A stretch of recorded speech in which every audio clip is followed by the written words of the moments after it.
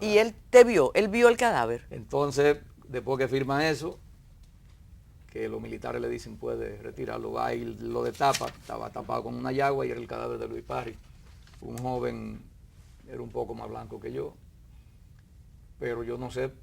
¿Y tu papá lo conocía, Luis? Sí, naturalmente. Sí, de lo que él se arrepintió después fue de no seguirle la corriente, porque el gobierno anunció que yo había caído en combate, que yo estaba muerto. Entonces me decía mi papá después, lo que pasa que es un momento dificilísimo. Dice, de lo que yo me arrepiento es de no haberme llevado el cadáver de Luisa. Claro. Y haberle dicho que sí, que era mi hijo.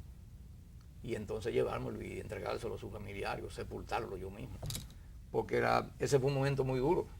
Pero cuando matan a estos compañeros, a Mauri, a Virgilio, a Ulises y a la Chuta, tú sabes el momento que fue ese, cuando matan a Min, cuando matan a Otto Morales, que fue una de las muertes, esa es la de Manolo Tavares para mí. Y mira que Maximiliano era nuestro líder y todos esos compañeros que yo te he mencionado eran íntimos, comenzando con Amaury. Pero cuando la de Otto Morales fue una muerte que a mí me llegó. Pero entonces porque yo vine a buscarlo aquí a la ¿Tú vivías capital. perseguido, Rafael, durante todo el año? Claro que sí. Huyendo de casa en casa. En la clandestinidad, vamos a decir, para no decir huyendo. Exacto. Pero yo vine Pero seguías haciendo el trabajo político. Naturalmente. Eso. Había que hacerlo porque si no tuviéramos Balaguer ahí todavía. Porque en el caso del cerco de Nagua, de sí. Sabana Consuelo. Sabana Consuelo. Sí. Ahí también estuviste en una situación extrema. De vida o muerte. De un cerco. Así es. Cuéntanos ese episodio. ¿Tú nos puedes contar un poco ese episodio? Sí, cómo no. Nosotros teníamos un núcleo guerrillero, pues yo no sé en qué que estábamos tampoco, porque tú te recuerdas, estaba en el 14 de junio también. ¿En qué año fue lo de Sabana Consuelo? 67. Nos mandan a los campos de Nagua a esperar unos acontecimientos que iban a suceder después del atentado a Inver Barrera, al general Inver Barrera. Y yo no me explico quién le dio esa información a la dirección del 14 de junio, de que había la posibilidad de un golpe de Estado. Entonces, ¿Cómo le llegaba la orden? ¿Venía un compañero de la capital, iba a Nagua? No, a mí, ¿O ya era... yo estaba aquí en la capital.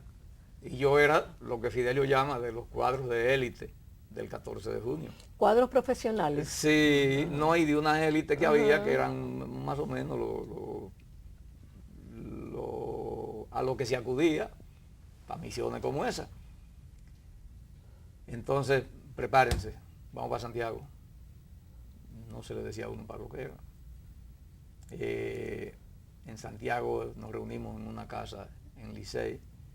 Nos dieron más o menos una breve explicación. Había compañeros que iban para otro destino. Y a mí, a Reyes Saldaña, Reyes Saldaña estaba allá en el campo. Y 2 o 3 compañeros más nos mandaron a los campos de Nagua. Ahí tuvimos. Pero perdón que te interrumpa, porque eso fue parte, a ti te tocó ir a Nagua porque tú eras cercano de allá, claro, de allá, sí. Pero también porque yo estaba trabajando como cuadro profesional en La Vega. A mí me tocó trasladar a Fidelio. Oye.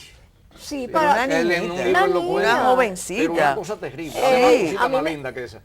A mí me tocó llevar a Fidelio y a Baby Mejía, a Baby Mejía y a Nulfo hasta Reyes. Constanza y a Nulfo Reyes. Sí, y yo recuerdo que como no se le decía a uno, Carmen, no. Pero conduciendo un vehículo, no, acompañándolo para pero yo andaba con una blusita ligera, y cuando nosotros nos encaramamos en esa montaña, yo temblaba de pies a cabeza, y no era por miedo, era porque el frío era tan grande. Bárbaro.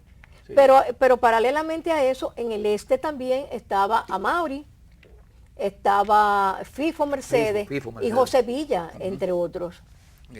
O sea, había una información que tampoco sé de dónde que coincidía con la misión de Rafael. Sí, o sea, que el 14 de junio hizo así prácticamente. Dislocó a su cuadro de élite. Y los tiró para las 3 regiones. Una sublevación. Para las 3 regiones. Que no ocurrió. Pero ¿cómo iba a ocurrir? No ocurrió nada. Decían que las contradicciones que había entre los grupos de derecha iba a provocar un golpe de Estado y el 14 de junio. Por adelantado. Exacto. Y debía estar preparado para eso. La isla Gotró por adelantado. Exactamente. Entonces a ti te apresan en eso, te cercan. Entonces una mañana muy tempranito había un grupo de compañeros, o estábamos en un campamento, y llega el ejército, llegó la guardia. Luis Parris, que era el comandante de esa unidad, porque su comandante titular había salido la noche antes. ¿Se puede saber quién era el comandante titular? Bueno, yo quisiera... No, sí, por eso te digo si se puede saber. Porque yo, aunque lo sigo teniendo afecto y mucho respeto, pero tengo tanto tiempo que no trato con él, que no me atrevo a decir su nombre propio. Quizás no le caiga bien, además es un empresario y negociante y cosas. Pero aunque se tejieron y se dijeron muchas cosas por esa coincidencia tan feliz para él, que él salió la noche antes del campamento y al otro día de madrugada casi estaba el enemigo allá. Pero yo no tengo ninguna razón para dudar de su reputación, ni menos para ponerlo en juego públicamente. Lo mío no es venir aquí a avergonzar a nadie, sino hacer televisión, un programa serio como esto y hacer historia. Entonces se queda Parris sustituyendo a esa persona que se fue. Luis Parris, en ese momento habíamos 4 compañeros, Luis Parris y 3 más, y él ordena la retirada y la encabeza. Caemos a un descampado y el ejército abre fuego sobre nosotros con un fuego graneado y una superioridad numérica terrible. Antes de ganar un bosquecito que había después de ese claro, hieren a Luis Parris. Yo quedo con 2 compañeros que, le digo yo, los heridos no se abandonan y debemos rescatarlos. Pero era imposible. Yo tampoco tuve el valor de salir de la protección que me daban los árboles a un campo donde no había nada. Además nosotros no éramos unos guerreros tipo hombres rana, ni mucho menos. Y no pierdan de vista que esas sorpresas así causan cierto pánico también. Claro. Eso no es comerse un plátano. Bueno, entonces, aparte de que según mi percepción, Luis había caído muerto en el instante, pero eso es una percepción. Debo reconocer. Ese es el cadáver que identifica a tu padre. El que dicen que soy yo. El que dicen que soy yo.